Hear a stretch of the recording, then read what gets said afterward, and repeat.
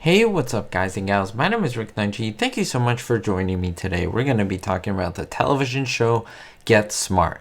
Now, I have talked about the show before. If you haven't seen my playlist on Get Smart, you should really check it out. But today specifically, we're going to talk about a really interesting behind the scenes piece of information from one of the first episodes of Get Smart. Don't forget to like, comment, and subscribe. And thank you to those who have done so. That's the best and free way to support my channel. So let's get right to it. The episode in particular that I'm speaking of is from season 1. It's episode 3. It's called School Days, and it aired October 2nd, 1965. Now in this episode, we have Agent 99 by the side of Agent 86, Maxwell Smart, and the Control's Office staff liaison. Now Max goes undercover as a student at Control's training school to find who at the school is a chaos mole.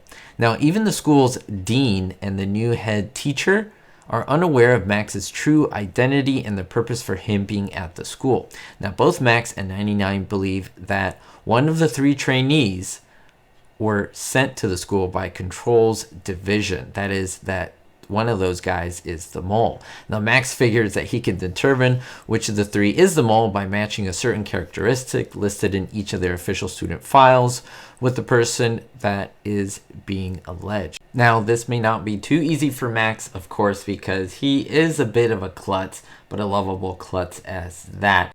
Now there's some quite funny moments in this episode, but I wanted to highlight a pretty cool behind the scenes piece of information that they use for movies and television shows, and this even goes back to old silent westerns, and that is to make the main male actor big.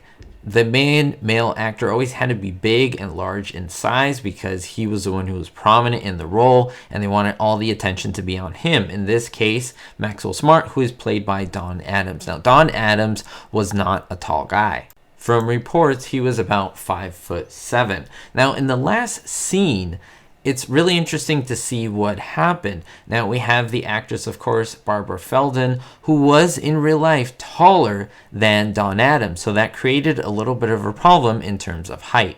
So whenever you would naturally see Barbara Feldon next to Don Addams, you would see a bit of a difference in height unless they did a little bit of camera trickery or a little bit of cheating. Now, we do see that Barbara Feldon, 99, is using heels, which would make her quite a bit taller than Don Addams. So what do they do in this final scene when they're about to reveal the suspect, who the mole actually was?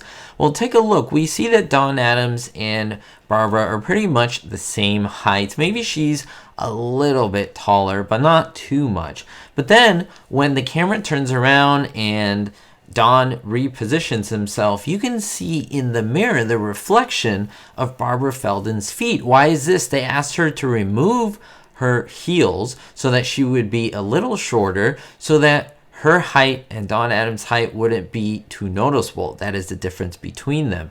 Now, this is really cool because it is something that we were not expected to see. So yes, it is a blooper, but it's a little bit into the movie magic of how they would make a woman smaller, seem more feminine, more frail, more needing help, and the guy would be bigger, taller, stronger, and so forth. Again, they would do this in westerns and other films and TV shows as well, but they did it in Get Smart in this episode. And I want to ask you, how many of you noticed that they removed her shoes just to make her appear a little shorter than Don Addams in this scene?